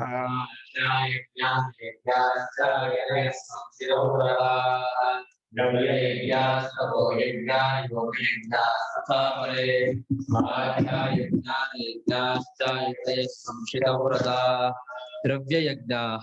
ತಪೋಯಜ್ಞಾಃ ಯೋಗಯಜ್ಞಾಃ ತಥಾ ಅಪರೆ ಸ್ವಾಧ್ಯಾಯಜ್ಞಾಃ ಸ್ವಾಧ್ಯಾಯ ಜ್ಞಾನಯಜ್ಞಾಃ ಚ ಯತಯಃ ಸಂಶಿತವ್ರತಾಃ.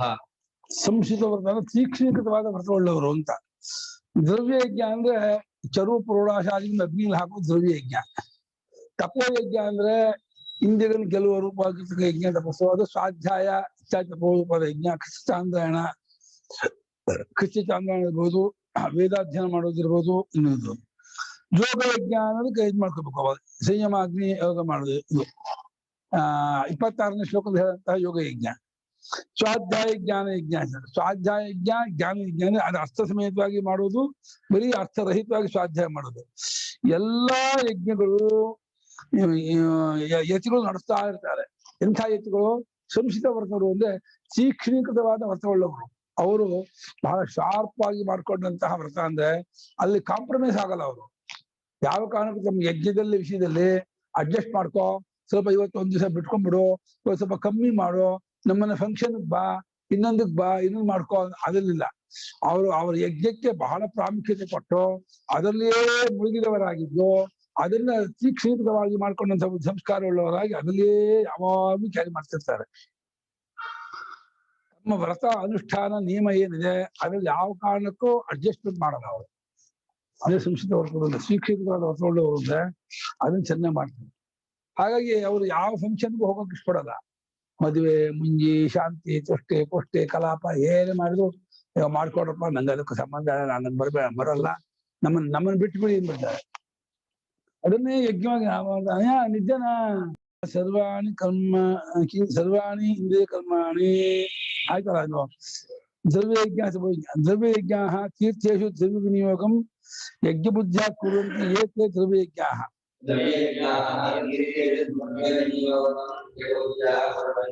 ಓ ನಾನ್ ದ್ರವ್ಯಜ್ಞ ಅಂದ್ರೆ ಚೆರು ಪುರೋಳಾಶ ತುಪ್ಪವನ್ನು ಅಗ್ನಿ ಹೋಮ ಮಾಡುದು ಅನ್ಕೊಂಡ್ಬಿಟ್ಟೆ. ಹಂಗ್ ಮಾಡ್ತಿಲ್ಲ ಭಾಷಿಕಾರರು. ತೀರ್ಥ ಕಾಶಿ, ಪ್ರಯಾಗ, ಗೋಕರ್ಣ, ರಾಮೇಶ್ವರ ಇತ್ಯಾದಿ ಕ್ಷೇತ್ರದಲ್ಲಿ ತನ್ನ ದುಡ್ಡನ್ನ, ಬಟ್ಟೆಯನ್ನ, ಗೋಭೂ ಹಿರಣ್ಯಾದಿಗಳನ್ನ ದಾನ ಮಾಡೋದನ್ನ ದ್ರವ್ಯಯಜ್ಞ ಅಂತ ಇದ್ದಾರೆ. ದ್ರವ್ಯವನ್ನೇ ಯಜ್ಞ ಬುದ್ಧಿಯಿಂದ ಕೊಡುವುದು ಅಂತ. ಬಟ್ಟೆ ಕೊಡ್ಬೋದು, ಅದ ಬಂಗಾರ ಕೊಡ್ಬೋದು, ದುಡ್ಡು ಕೊಡ್ಬೋದು, ಗೋವು ಕೊಡ್ಬೋದು, ಊಟ ಕೊಡ್ಬೋದು, ಬೇರೆ ಏನಾದ್ರು ದಾನ ಮಾಡ್ಬೋದು. ಅಲ್ಲಿ ಏನೇನು ದಾನ ಮಾಡ್ತಾರೋ ಯಜ್ಞ ಬುದ್ಧಿಯಿಂದ ತೀರ್ಥದಲ್ಲಿ ಅದೆಲ್ಲ ದ್ರವ್ಯಯಜ್ಞ ಮಾಡುವರು ಅಂತ ತೀರ್ಥದಲ್ಲಿ ಮಾಡುವಂತಹ ಯಜ್ಞ ದ್ರವ್ಯಯಜ್ಞ ಅಂತೆ. ತಪೋಯಜ್ಞ ತಪಯವ ಯಜ್ಞ ಯಶಾಂತೆ ತಪಸ್ವಿನಾಂ ಯಶಾಂ ತಪಸ್ವಿನಾಂತೆ ತಪೋಯಜ್ಞ. ತಪೋಯಜ್ಞ ತಪಸ್ಸೇ ಯಜ್ಞವು ಯಾವ ತಪಸ್ಸುಗಳಿಗೋ. ಇಲ್ಲಿ ತಪಸ್ಸು ಏನು ಬರೀಲೇ ಇಲ್ಲ. ಯಾವ ತರ ತಪಸ್ಸು ಅಂತ ಸ್ವಾಮಿ ಮೂರು ಕೃಚ್ಚಿತಾಂಧ ಮಾಡುವರು ಸ್ವಾಮಿ ಚಿತ್ರ ಕೊಟ್ಟರು. ಕೃಚ್ಚಿತಾಂಧ ತಪಸ್ಸು ಮಾಡುವಂಥವ್ರು ತಪೋಯಜ್ಞರು ಅಂತ. 12 ದಿವಸದ್ದು ಕೃಚ್ಛ, 1 ತಿಂಗಳದ್ದು ಚಾಂದ್ರಾಯಣ, ಉಪವಾಸ ಪ್ರಧಾನವಾದ ತಪಸ್ಸು. ದೇಹ ದಂಡನೆ ಮಾಡುದು, ಪೋಷಣೆ ಮಾಡುವಂತಹ ತಪಸ್ಸು ಅದನ್ನು ಮಾಡ್ತಾರೆ ಕೆಲವು ಯೋಗಿಗಳು. ದೇಹಾಭಿಮಾನ ಕಮ್ಮಿ ಆಗ್ಬೇಕು, ದೇಹಾಭಿಮಾನ ಆಗ್ಬೇಕು.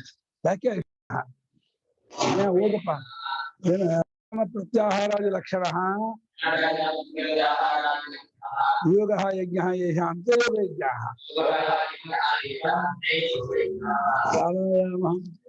ಪ್ರಾಣಾಯಾಮಂ ಪ್ರತ್ಯಾಹಾರಂ. ಆಮೇಲೆ ನಿತ್ಯ ವಸ್ತು ವಿವೇಕ ವಿಚಾರಮ ಭಜಗೋವಿಂದ ಬರ್ತಲ್ಲಮ್ಮ. ಪ್ರಾಣಾಯಾಮಂ ಪ್ರತ್ಯಾಹಾರಂ ನಿತ್ಯ ವಸ್ತು ವಿವೇಕ ವಿಚಾರ ಬರುತ್ತಪ್ಪ ಅಲ್ಲಿ. ಪ್ರಾಣಾಯಾಮ ಅಂದ್ರೆ ಉಸಿರಾಟವನ್ನ ಕಟ್ಟೋದು, 1 ನಿಮಿಷ 2 ನಿಮಿಷ ಪುನಃ ಕಟ್ಟೋದು, ಅದು ರೇಚಿಕಾಪೂರಕ ಕುಂಭಕ ಮಾಡೋದು. ಪ್ರತ್ಯಾಹಾರ ಅಂದ್ರೆ ಇಂದ್ರಿಯಗಳನ್ನ ವಿಷಯಗಳಿಗೆ ಹೋಗಿರೋದು ಎಳ್ಕೊಂಡು ಬಂದು ಮನಸ್ಸಿಗೆ ನಿಲ್ಲಿಸೋದು ಪ್ರತ್ಯಾಹಾರ. ಯಾವ್ಯಾವ ಇಂದ್ರಿಯ ಯಾವ್ಯಾವ ವಿಷಯಗಳಿಗೆ ಹೋಗಿರುತ್ತೋ ಅಲ್ಲಿಂದ ಅವುಗಳನ್ನ ವಿಡ್ರಾ ಮಾಡ್ಕೊಂಡು ಕರ್ಕೊಂಡ್ಬಂದು ಮನಸ್ಸಿಗೆ ನಿಲ್ಲಿಸ್ಕೊಳ್ಳೋದು ಪ್ರತ್ಯಾಹಾರ. ಈ ಪ್ರಕಾರ ರೂಪಾದ ಯೋಗವು ಯಜ್ಞವು ಯಾರಿಗೋ ಅವರು ಯೋಗ ಯಜ್ಞರು ಅಂತ. 6 ಒಂದೇ ಮೀನಿಂಗ್ ಆಗಲ್ವಾ ಗುರುಗಳೇ? ಪ್ರತ್ಯಾಹಾರ ಅಂದ್ರೆ ಕಂಟ್ರೋಲ್ ಆಫ್ ಸೆನ್ಸಸ್ ಅನ್ನೋಂಗೆ ಅಲ್ವಾ? ಪ್ರತ್ಯಾಹಾರ ಎಲ್ಲವೂ 26 ಅಲ್ಲಿ ಬರೀ ಕರ್ಮೇಂದ್ರಿಯ ಅಥವಾ ಜ್ಞಾನೇಂದ್ರಿಯ ಇದು ಎಲ್ಲವನ್ನೂ ಇಟ್ಕೊಳ್ಳೋದು ಅಷ್ಟೇ ಅಲ್ವಾ ಗುರುಗಳೇ? ಜ್ಞಾನೇಂದ್ರಿಯ ಕರ್ಮೇಂದ್ರಿಯ ತಾನೇ ಇನ್ನೇನು ಕಂಟ್ರೋಲ್ ಮಾಡಕ್ ಆಗುತ್ತೆ? ಅದು ಎಲ್ಲವನ್ನು ಮನಸ್ಸಿಗೆ ನಿಲ್ಲಿಸೋದು. ಹೌದು, ಅದೇ ಅರ್ಥ. ಅದಕ್ಕೆ ಕನ್ಫ್ಯೂಷನ್ ಮಾಡ್ತಿದ್ದಾರೆ. ಸ್ವಾಮಿ ಪ್ರತ್ಯಾಹಾರ ಮಾಡಿದ್ರೆ ಅರ್ಥ ಬರ್ತಿಲ್ಲ, ಏನ್ ಬರ್ದಿಲ್ವಾ ಪ್ರತ್ಯಾಹಾರಕ್ಕೆ? ಬರೀತಾ ಭಾಷೆಯಲ್ಲೇ ಇದೆ ಇಲ್ವಾ? ಪ್ರತ್ಯಾಹಾರ ಲಕ್ಷಣ ಏನು ಬರದೇ ಇಲ್ಲ. ಪ್ರತ್ಯಾಹಾರ ರೂಪವಾದ ಯೋಗವೇ ಯಜ್ಞವೆಂದು ಯಾರು ಭಾವಿಸುತ್ತಾರೋ ಅಷ್ಟೇ ಬರೆದಿದ್ದಾರೆ.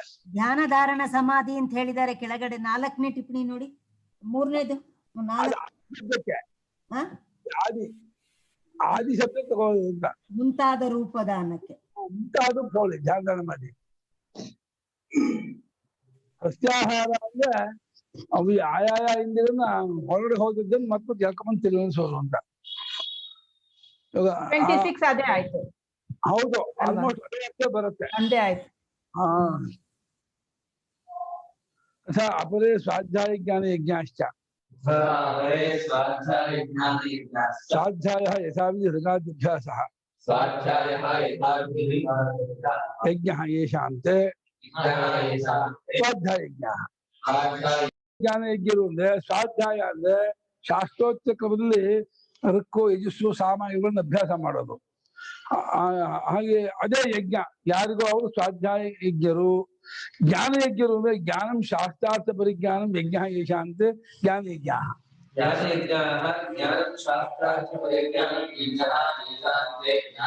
ಶಾಸ್ತ್ರದ ಮನ್ವಾದಿ ಸ್ಮೃತಿ ನೋಡಿ ಏನ್ ಅರ್ಥ ಅಂತ ತೋರಿಸೋದು, ವೇದಾರ್ಥವನ್ನು ನೋಡಿ ಯಜ್ಞ ಆಗೋದು ಹೇಗೆ ಮಾಡೋದು, ಅದು ದೇವತೆ ಏನು, ಋಷಿ ಏನು, ಛಂದಸ್ಸೇನು, ಸ್ವರೂಪ ಏನು ಅಂತ ಹೇಳಿ ಅದ ವೇದಾರ್ಥ ಜ್ಞಾನವನ್ನು ಮಾಡುವಂತಹ ಯಜ್ಞ ಜ್ಞಾನ ಯಜ್ಞ.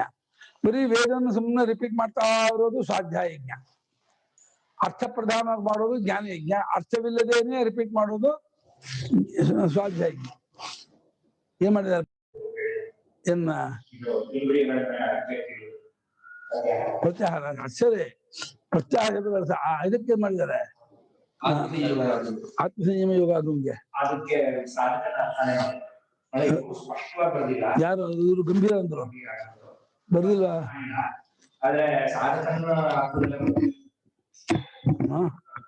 ಅದೇ they concentrate the mind on the self ಅಂತ ಅಂದ್ರೆ ಮನಸ್ಸನ್ನ ಆತ್ಮನಲ್ಲೇ ಲೀನಗೊಳಿಸ್ತಾ ಇರ್ತಾರೆ ಅನ್ನೋ ಅರ್ಥದಲ್ಲಿ ಮಾಡಿದ್ದಾರೆ. ಲೀನಗೊಳಿಸೋದು ಅಂದ್ರೆ ಪ್ರಯತ್ನವ ಅನುಭವ. ಯಾಕೆ ಆಫ್ ಮಾಡ್ತೀಯ? ಜ್ಞಾನ ಗೆಲ್ಲುವುದೇನೋ ಶಾಸ್ತ್ರಾರ್ಥ ಪರಿಜ್ಞಾನ ಅಂದ್ರೆ ಪ್ರಸ್ಥಾಂತದ ಪರಿಷತ್ತಿನ ಭಾಷೆದ ಅರ್ಥ ಏನು ವಿಚಾರ ಮಾಡೋದು, ವೇದಗಳ ಅರ್ಥ ಏನು ವಿಚಾರ ಮಾಡೋದು, ಯಜ್ಞಾಧ್ಯಯನ ಯಜ್ಞದ ಅರ್ಥ ಏನು ವಿಚಾರ ಮಾಡೋದು, ಅವುಗಳನ್ನೆಲ್ಲ ಮಾಡ್ತಾ ಇರೋದು ಜ್ಞಾನಯಜ್ಞ. ಅದರ ಅದೇ ವಿಚಾರದಲ್ಲಿ ಇರ್ತಾರೆ. ಯತಯ ಯತನಶೀಲ ಅಷ್ಟೇ. ಇಲ್ಲಿ ಯತ ಸನ್ಯಾಸಿ ಅರ್ಥ ಅಲ್ಲ. ಸಂಶಿತ ವೃತಾ ಸಮ್ಯಕ್ ಶಿತಾನಿ ತನೂಕೃತಾನಿ ತೀಕ್ಷೀಕೃತಾನಿ ವ್ರತಾನಿ ಯಶಾಂತೆ. ಸಂಶಿತ ವೃತಾ ಸರ್ವದಾ ಪ್ರಯತ್ನ ಮಾಡ್ತಾ ಇರೋರು ಅಷ್ಟೇ ಅರ್ಥ. ಯತಯ ಅಂದ್ರೆ ಯತನಶೀಲ ಮತ್ತೆ ಮತ್ತೆ ಮತ್ತೆ ವೇದಾಧ್ಯಯನ ಮಾಡ್ತಿರೋದು, ಶಾಸ್ತ್ರಾರ್ಥ ಮಾಡ್ತಾ ಇರೋದು, ಪ್ರತ್ಯಾಹಾರ ಪ್ರಾಣಾಯಾಮ ಪ್ರತ್ಯಾಹಾರ ಮಾಡ್ತಾ ಇರೋದು. ಅದು ಎಲ್ರೂ ಒಬ್ಬರೇ ಅಲ್ಲ. ಅದೊಂದು ಕೆಲವು ಜನ, ಅದೊಂದು ಕೆಲವು ಜನ, ಅದೊಂದು ಕೆಲವು ಜನ ಅಂತ. ಹಾಗೆ ಪ್ರಾಣಾಯಾಮ ಮಾಡೋರೇ ಕೆಲವರು, ಪ್ರತ್ಯಾಹಾರ ಮಾಡೋರೇ ಕೆಲವರು, ಸ್ವಾಧ್ಯಾಯ ಮಾಡೋರೇ ಕೆಲವರು, ಜ್ಞಾನ ಯಜ್ಞ ಮಾಡೋರೇ ಕೆಲವರು. ಅದ್ರಲ್ಲಿ ಯಾವಾಗಲೂ ಮಾಡ್ತಿರ್ತಾರೆ ಅವರು ಅದನ್ನ. ಅದಕ್ಕೆ ಯಜ್ಞ ಅಂತ ಅನ್ಸ್ಕೊಳ್ಳೋದು. ಯಾವ ಒಂದ್ಸಲ ಯೋಚನೆ ಮಾಡಿಬಿಟ್ಬಿಟ್ಟು ಅಷ್ಟಿಗೆ ಯಜ್ಞ ಅನ್ಸ್ಕೊಳ್ಳಲ್ಲ. ಸರ್ವದಾ ಬೆಳಗ್ಗೆ ಎದ್ದಾಗ ರಾತ್ರಿಯವರೆಗೆ ಅದನ್ನ ಸಾಕ್ಷಾತ್ಕಾರವರೆಗೂ ಅಥವಾ ಅಭಿಮಾನ ಪೂರ್ತಿ ಊರವರೆಗೂ ಮಾಡ್ತಾ ಇರ್ತಾರೆ. ಇದೆಲ್ಲರೂ ಶಾರ್ಪ್ ಆಗಿ ಮಾಡಿಕೊಂಡ ವ್ರತ ಉಳ್ಳವರು, ಚೂಪಾಗಿ ಮಾಡಿಕೊಂಡ ವ್ರತ ಉಳ್ಳವರು. ಅಂದ್ರೆ ಆ ವ್ರತದಲ್ಲಿ ಬಹಳ ಕಠೋರವಾಗಿ ನಿಯಮಬದ್ಧವಾಗಿ ಅದರಲ್ಲಿಯೇ ಊರ್ಕೊಂಡವರು, ಅದನ್ನೇ ಸರ್ವದ ನಡೆಸ್ತಾ ಇರುವಂಥವ್ರು ಅಂತ. ಯಾರು ಈ ರೀತಿ ಮಾಡ್ತಿರೋರು ಅವರೆಲ್ಲ ಸಂಶಿತ ವ್ರತರು, ಚೂಪಾಗಿ ಮಾಡಿಕೊಂಡ ವ್ರತ ಉಳ್ಳವರು ಅಂತ ಅರ್ಥ. ಶಿಕ್ಷಿತ ವ್ರತ ಉಳ್ಳವರು ಅಂತ ಅರ್ಥ. ಅಪಾನೆ ಜುಹ್ವತಿ ಪ್ರಾಣಂ ಪ್ರಾಣೇ ಪಾನಂ ತಥಾ ಪರೇ. ಪ್ರಾಣಾಪಾನ ಗತಿ ರುದ್ಧ ಪ್ರಾಣಾಯಾಮ ಪರಾಯಣ.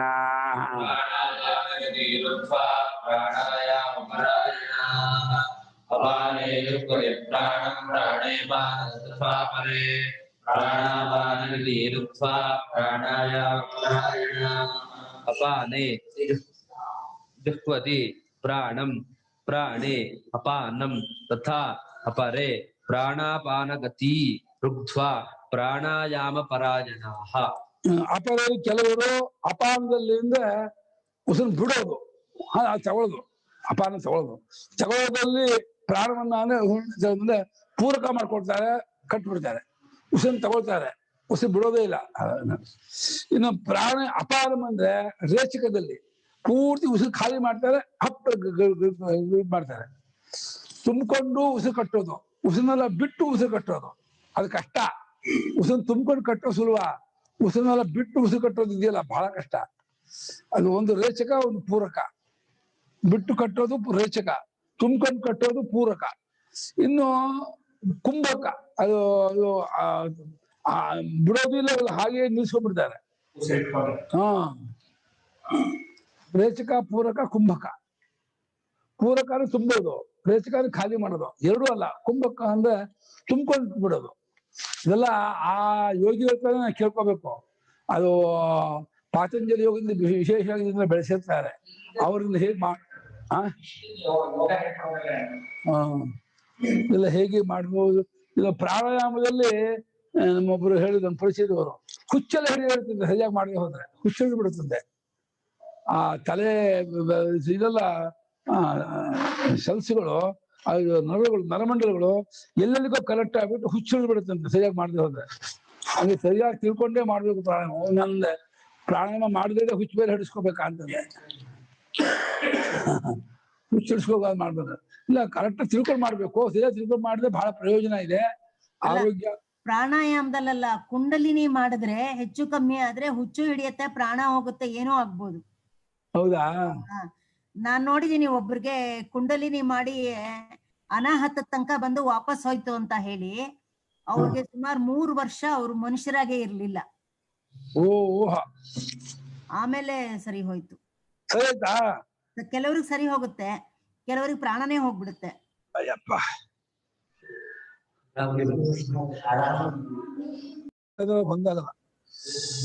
ಮನುಷ್ಯರಾಗಿದ್ದಿಲ್ಲ ಅಂದ್ರೆ ಹುಚ್ಚಿಡ್ಬಿಟ್ಟಿತ್ತ ಅಂತಾನ? ಏನಾಗಿ ಅದು ಮಾಡೋ ಕ್ರಮದಲ್ಲಿ ವ್ಯತ್ಯಾಸ ಆಗಿ ಆ ನರ್ವ್ಸ್ ತಪ್ಪ ಕನೆಕ್ಟಾಗಿ ಹುಚ್ಚಿಡಿಯುತ್ತಂತೆ ಅವರಿಗೆ. ಪ್ರಾಣಾಯಾಮ ಪರಾಯಣರಾಗಿ ಪ್ರಾಣಾಪಾನ ಗತಿಗಳನ್ನು ತಡೆ ಹಿಡ್ಕೊಂಡು ಅದನ್ನೇ ಮಾಡ್ತಿದ್ದಾರೆ. ಇವು ಹಿಮಾಲಯದ ಯೋಗಿಗಳು ಇದನ್ನೇ ಜಾಸ್ತಿ ಮಾಡ್ತಾರೆ. ಯಾರಿಗೂ ತತ್ವ ವಿಚಾರ ಆತ್ಮ ವಿಚಾರ ಬೇಡ, ಅದು ಅವ್ರನ್ನ ಒಪ್ಪೋದು ಇಲ್ಲ. ಇದ್ರಲ್ಲಿ ಏನು ಇಲ್ಲ, ಬರೀ ಪುಸ್ತಕ ವೇದಾಂತ ಬಾಯಿ ವೇದಾಂತ ಬೈತಾರೆ ಅವರು. ನಿಮ್ ಚೈತನ್ಯ ಬಹಳ ಇದಾಗ್ಬಿಟ್ಟಿದಾರಪ್ಪ.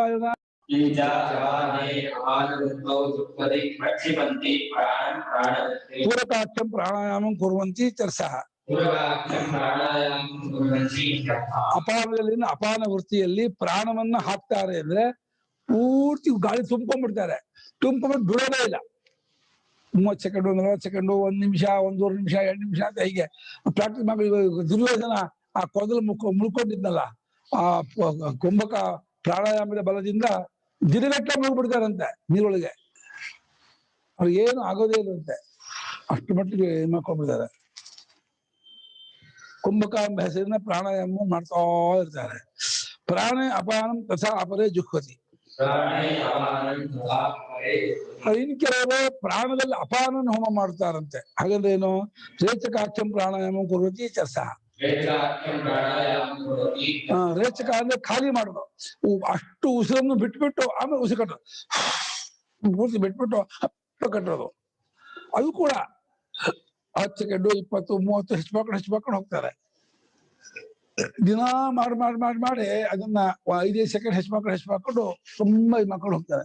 ಅವರಿಗೆ ದುಷ್ಟ ಪ್ರಯೋಜನ ದೇಹ ಆರೋಗ್ಯ, ಬೇರೆ ಬೇರೆ ಲವಲವಿಕೆ, ತುಂಬಾ ಪವಾಡಗಳೆಲ್ಲ ಏನೇನು ಆಗೇ ಶುರು ಆಗುತ್ತೆ ಅವ್ರಿಗೆ. ಅದೆಲ್ಲ ಆಗುತ್ತೆ. ಇನ್ನು ಕೆಲವು ಪ್ರಾಣಾಪಾನ ಗತಿ, ಮುಖನಾಸಿಕಾಭ್ಯಾಂ ವಾಯು ನಿರ್ಗಮನಂ ಪ್ರಾಣಸ್ಯ ಗತಿ. ಇನ್ನು ಕೆಲವು ಪ್ರಾಣಾಪಾನಗಳ ಗತಿಯನ್ನ ಅಂದ್ರೆ ಬಾಯಿ ಮೂಗಿನಿಂದ ಪ್ರಾಣಾಪಾನ ಓಡಾಡ್ತಿರುತ್ತಲ್ಲ, ಇದನ್ನ ತಡೆಗಟ್ಟಿ ಬಿಡ್ತಾರೆ. ಬಾಯಿಂದಲೂ ಕಳ್ಸಲ್ಲ, ಮೂಗಿಂದಲೂ ಕಳ್ಸಲ್ಲ. ಎರಡರ ಗತಿಯನ್ನು ಕೂಡ ನಿಲ್ಲಿಸಿ ತಜ್ವಿಪರ್ಯೇಣ ಅಧೋಗಮನಂ ಅಪಾನಸ್ಯ ಗತಿ. ಅದಕ್ಕೆ ವಿರುದ್ಧವಾಗಿ ಕೆಳಮುಖವಾಗಿ ತರಿಸೋದು ಅಪಾನಗತಿ, ಮೇಲ್ಮುಖವಾಗಿ ತಗೊಂಡ್ಬರೋದು ಪ್ರಾಣಗತಿ. ಮೇಲ್ಮುಖವಾಗಿಯೂ ತರಿಸೋದಿಲ್ಲ, ಕೆಳಮುಖಕ್ಕೂ ಕಳಿಸೋದಿಲ್ಲ. ಎರಡನ್ನೂ ತಡೆಗಟ್ಟಿಕೊಂಡು ಏತೇ ವೃದ್ಧ ವಿರುದ್ಧ ಪ್ರಾಣಾಯಾಮ ಪರಾಯಣ ಪ್ರಾಣಾಯಾಮ ತತ್ಪರಾಹ. ಇದೆರಡನ್ನೂ ತಡೆಗಟ್ಟಿಕೊಂಡು ಪ್ರಾಣಾಯಾಮದಲ್ಲೇ ಮುಳುಗಿದವರಾಗಿ ಪ್ರಾಣಾಯಾಮವನ್ನೇ ಅದನ್ನೇ ಮಾಡ್ತಾ ಇರ್ತಾರೆ. ಅದು ಏನೋ ಕುಂಭಕಾಖ್ಯಂ ಪ್ರಾಣಾಯಾಮ ಕುರ್ವಂತಿ ಚರ್ಚಃ. ಕುಂಭಕಾಸಿನ ಪ್ರಾಣಾಯಾಮ ಮಾಡ್ತಾ ಇರ್ತಾರೆ ಅಂತ ಅರ್ಥ. ಕುಂಭಕ ರೂಪವಾದ ಪ್ರಾಣಾಯಾಮನ ಸರ್ವದಾ ಕುಂಭಕ ಮಾಡ್ತಾರೆ, ತುಂಬಿಕೊಂಡು ಎದ್ದಾಕೊಂಡಿರ್ತಾರೆ. ಅಪರೇ ನಿಯತಾಹಾರ ಪ್ರಾಣಾನ್ ಪ್ರಾಣೇಷು ಜುಹ್ವತಿ ಸರ್ವೇಪ್ಯೇತೆ ಯಜ್ಞವಿದಃ ಯಜ್ಞಕ್ಷಪಿತ ಕಲ್ಮಷಾಃ.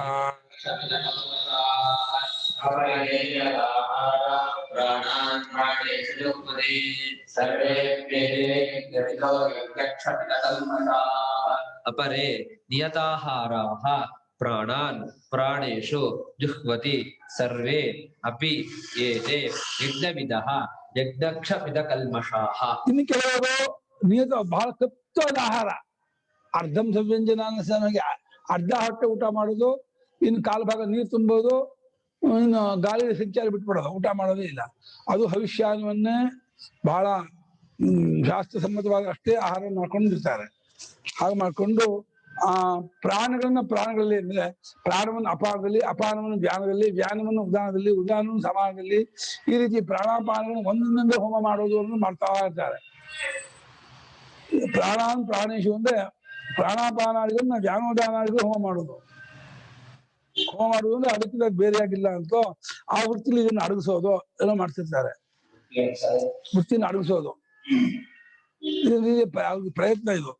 ಇವರೆಲ್ಲರೂ ಯಜ್ಞವನ್ನು ಬಲ್ಲವರು ಭಗವಂತ ಹೊಗಳ್ತಾ ಇದ್ದಾನೆ. ಯಜ್ಞದಿಂದ ತಮ್ಮ ಕಲ್ಮಶವನ್ನ ಪಾಪವನ್ನ ಕಳ್ಕೊಂಡವರು ಪರಿಶುದ್ಧರಾದವರು ಅಂತ ಈ ಪ್ರಾಣಾಯಾಮ ಪ್ರತ್ಯಾಹಾರ ಯಜ್ಞ ಮಾಡುವುದನ್ನು ಭಗವಂತ ತುಂಬಾ ಕೊಂಡಾಡ್ತಾ ಇವರೆಲ್ಲರೂ ಪಾಪವನ್ನು ಪರಿಹಾರ ಮಾಡ್ಕೊತಾರೆ, ಕಳ್ಕೊಳ್ತಾರೆ. ಇವರು ಕೂಡ ಮುಂದೆ ಕಾಲಕ್ರಮೇಣ ಅಧ್ಯಾತ್ಮ ಜ್ಞಾನಕ್ಕೆ ಬರೋರಾಗಿದ್ದಾರೆ ಅಂತ. ಬರಲೇಬೇಕುದಿಲ್ಲ, ಬರಬಹುದು ಇವರು ಅಂತ. ಕಿಂಚ ಆಚ ಹೌದು ನಮ್ಮ ಭಾಷ್ಯ.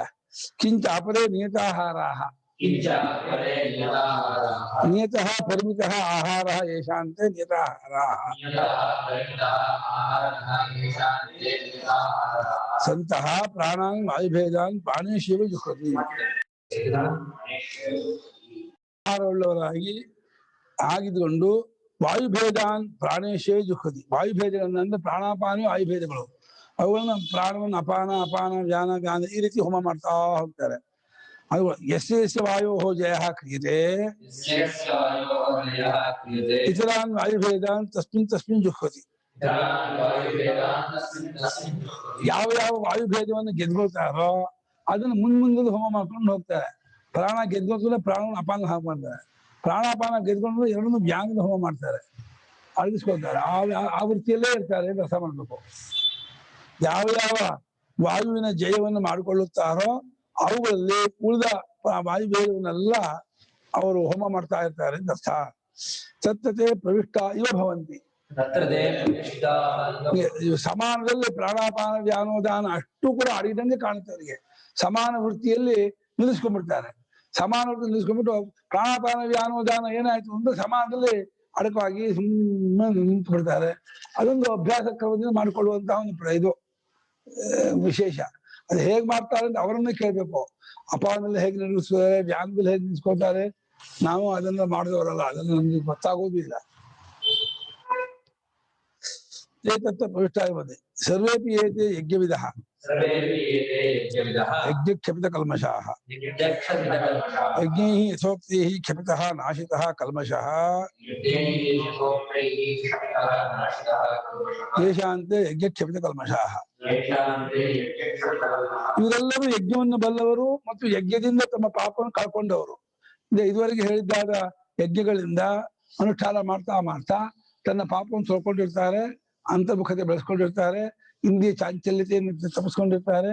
ಒಳಮುಖವಾಗಿ ಇದ್ಕೊಂಡು ಪ್ರಪಂಚ ಕಡೆಯಿಂದ ಅವರು ಡಿಸ್ಕಟ್ ಆಗಿ ಬಹಿರ್ಮುಖತೆಯನ್ನು ಬಿಟ್ಟವರಾಗಿ ಒಳಗೇ ಇದ್ದರಾಗಿರ್ತಾರೆ.